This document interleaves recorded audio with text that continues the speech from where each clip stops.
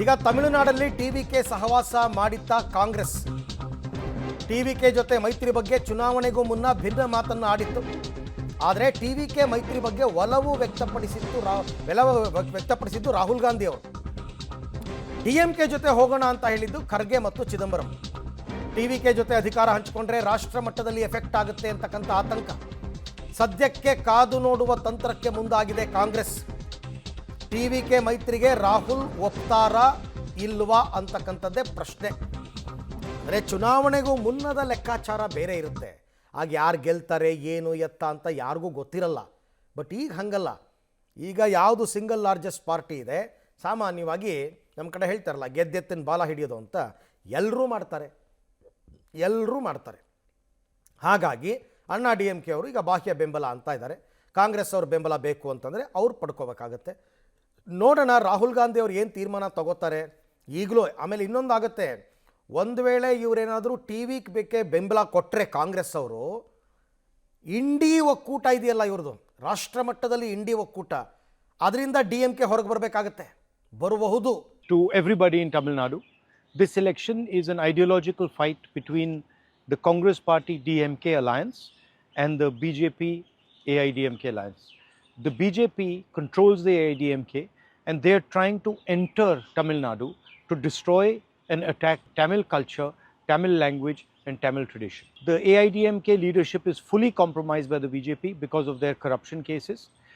Exactly how Trump has compromised Modi has compromised the leadership of the AIDMK and they want to rule Tamil Nadu through Delhi. We want Tamil Nadu to be ruled by the people of Tamil Nadu, by the panchayats of Tamil Nadu, by the assembly and the chief minister of Tamil Nadu. We have a proud heritage of social justice in Tamil Nadu. Kamaraj ji laid the foundation for that social justice, and the DMK Congress alliance is continuing that social justice. Our government is going to provide support to women, to youngsters and to older, less abled people. Please vote for our alliance partners, for the Congress candidates. All Congress workers should help the DMK candidates and other alliance partner candidates, and all other alliance partners workers should help the Congress candidate. Thank you very much. Right, ಈ ಬಗ್ಗೆ ಮತ್ತಷ್ಟು ಮಾಹಿತಿ ನನ್ನ colleague Ravish ಅವರಿಂದ ಪಡ್ಕೊಳ್ಳೋಣ. ರವೀಶ್, ಈಗ ಕಾಂಗ್ರೆಸ್ನ ನಿರ್ಧಾರ ಏನು ಅಂತ? ಟಿ ವಿ ಕೆಗೆ ಬೆಂಬಲ ಕೊಟ್ಟರೆ ಡಿ ಎಂ ಕೆಯನ್ನು ಕಳ್ಕೋಬೇಕಾಗಿ ಬರುತ್ತಾ ಇಂಡಿ ಒಕ್ಕೂಟದಲ್ಲಿ, ಅಥವಾ ಡಿ ಎಂ ಕೆಯನ್ನು ಜೊತೆಗಿಟ್ಕೊಂಡು ತಮಿಳುನಾಡಿಗೆ ಮಾತ್ರ ಸೀಮಿತವಾಗಿ ಟಿ ವಿ ಕೆಗೆ ಸಪೋರ್ಟ್ ಮಾಡ್ತಾರಾ? ಯಾವ ಗೊಂದಲದಲ್ಲಿ ಕಾಂಗ್ರೆಸ್ ಇದೆ ಅಂತ? ಅರವಿಂದ್, ಖಂಡಿತವಾಗಿ ಕೂಡ ಅದೇ ರೀತಿಯ ಗೊಂದಲ ಕಾಂಗ್ರೆಸ್ನೊಳಗಡೆ ಇರ್ತಕ್ಕಂಥದ್ದು. ಅಂದರೆ ರಾಷ್ಟ್ರ ಮಟ್ಟದಲ್ಲಿ ಇಂಪ್ಯಾಕ್ಟ್ ಆಗುತ್ತೆ ಈ ಒಂದು ಟಿ ವಿ ಕೆ ಜೊತೆಗಿನ ಮೈತ್ರಿ ಅನ್ನೋ ಆತಂಕ ಇದೆ. ಯಾಕೆಂದರೆ ಮಲ್ಲಿಕಾರ್ಜುನ್ ಖರ್ಗೆ ಮತ್ತು ಚಿದಂಬರಂ ಅವರು ಈ ಒಂದು ಟಿ ವಿ ಕೆ ಜೊತೆ ಹೋಗೋದು ಬೇಡ ಅಂತ ಸಲಹೆಯನ್ನು ಕೊಟ್ಟಿದ್ರು ಅಂತ ಹೇಳಲಾಗ್ತಾ ಇದೆ. ಅದು ಎಷ್ಟು ಸತ್ಯನೋ ಅದು ಸುಳ್ಳೋ ಅನ್ನೋದನ್ನು ಅವ್ರ ಪಾರ್ಟಿಯವರೇ ಒಂದು ರೀತಿಯಲ್ಲಿ ಸ್ಪಷ್ಟತೆ ಕೊಡಬೇಕು. ಅಂದರೆ ರಾಹುಲ್ ಗಾಂಧಿಯವರು ಆರಂಭದಲ್ಲಿ ಟಿ ವಿ ಕೆ ಜೊತೆ ಒಂದು ರೀತಿಯಲ್ಲಿ ಸಾಫ್ಟಾಗೇ ಇದ್ದರು. ಅಂದರೆ ಅಲ್ಲಿನ ಗ್ರೌಂಡ್ ರಿಯಾಲಿಟಿ ಮತ್ತು ಬೇರೆ ಬೇರೆ ರೀತಿಯ ವರದಿಗಳನ್ನು ನೋಡಿದಂಥ ಸಂದರ್ಭದಲ್ಲಿ ಟಿ ವಿ ಕೆ ಜೊತೆ ಹೋದರೆ ಹೇಗೆ ಅನ್ನೋ ಪ್ರಸ್ತಾಪವು ಕೂಡ ಕಾಂಗ್ರೆಸ್ನ ಹೈಕಮಾಂಡ್ ಒಳಗಡೆ ಚುನಾವಣೆಗೂ ಮುಂಚೆ ನಡೆದಿತ್ತು ಅಂತ ಹೇಳಲಾಗ್ತಾ ಇದೆ. ಆದರೆ ಡಿ ಎಂ ಕೆ ದೀರ್ಘಕಾಲಿಕ ಕಾಂಗ್ರೆಸ್ ಜೊತೆಗಿನ ಮೈತ್ರಿ ಜೊತೆಯಲ್ಲಿ ಇದ್ದಂಥವ್ರು. ಹಾಗಾಗಿ ಎಲ್ಲ ಒಂದು ಕಡೆ ಯು ಪಿ ಎ ಸರ್ಕಾರದ ಅವಧಿಯಲ್ಲೂ ಕೂಡ ಡಿ ಎಂ ಕೆ ಯಾವ ರೀತಿ ಸಪೋರ್ಟ್ ಮಾಡಿತ್ತು ಮತ್ತು ಹೇಗೆ ಅವರ ಬೆನ್ನೆಲುಬಾಗಿ ನಿಂತಿತ್ತು ಅನ್ನೋದು ಕೂಡ ಗೊತ್ತಿದೆ. ಹಾಗಾಗಿ ಈಗ ತಕ್ಷಣಕ್ಕೆ ಅಧಿಕಾರ ಸಿಕ್ಕಿದಂಥ ಸಂದರ್ಭದಲ್ಲಿ ನಾವು ಟಿ ವಿ ಕೆ ಜೊತೆ ಹೋಗೋದು ಎಷ್ಟರ ಮಟ್ಟಿಗೆ ಸರಿ ಅನ್ನೋದ್ರ ಬಗ್ಗೆ ಕೂಡ ಸಾಕಷ್ಟು ತುಲನೆ ಕಾಂಗ್ರೆಸ್ನ ಹೈಕಮಾಂಡ್ ಒಳಗಡೆ ನಡೀತಾ ಇದೆ.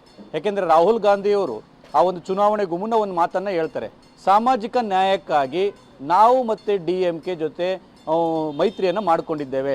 ಹಾಗಾಗಿ ಕಾಂಗ್ರೆಸ್ನ ಎಲ್ಲ ಕಾರ್ಯಕರ್ತರು ಮತ್ತು ಮತದಾರರು ಡಿ ಎಂ ಕೆಗೆ ಸಪೋರ್ಟ್ ಮಾಡಬೇಕು, ಡಿ ಎಂ ಕೆಗೆ ಕೆಲಸ ಮಾಡಬೇಕು, ಡಿ ಎಂ ಕೆ ಅವರು ನಮಗೆ ಸಪೋರ್ಟ್ ಮಾಡ್ತಾರೆ ಅನ್ನೋ ಒಂದು ವಿಡಿಯೋನು ಕೂಡ ಬಿಟ್ಟಿದ್ರು. ಹಾಗಾಗಿ ಅವತ್ತಿನ ಪರಿಸ್ಥಿತಿಗೆ ಅನುಗುಣವಾಗಿ ನಾವು ಮೈತ್ರಿಯನ್ನು ಡಿ ಎಂ ಕೆ ಜೊತೆ ಮಾಡ್ಕೊಂಡಿದ್ವಿ.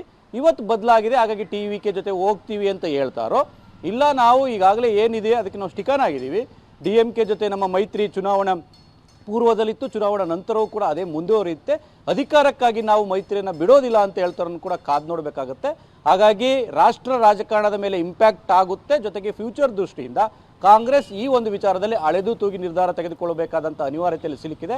ಆ ಕಾರಣಗಳಿಗೋಸ್ಕರವಾಗಿ ತಮಿಳುನಾಡು ವಿಚಾರದಲ್ಲಿ ಒಂದು ರೀತಿಯಲ್ಲಿ ಕಾದು ನೋಡುವ ತಂತ್ರಕ್ಕೆ ಶರಣಾಗಿರ್ತಕ್ಕಂಥದ್ದು. ಹಾಗಾಗಿ ಏನೇ ಡಿಸೈಡ್ ಮಾಡಿದ್ರು ನಾಳೆ ನಾಡಿದ್ರ ಒಳಗಡೆ ಇನ್ನೊಂದು 2-3 ದಿನದೊಳಗಡೆ ಅದನ್ನ ಡಿಸೈಡ್ ಮಾಡಬೇಕಾಗುತ್ತೆ.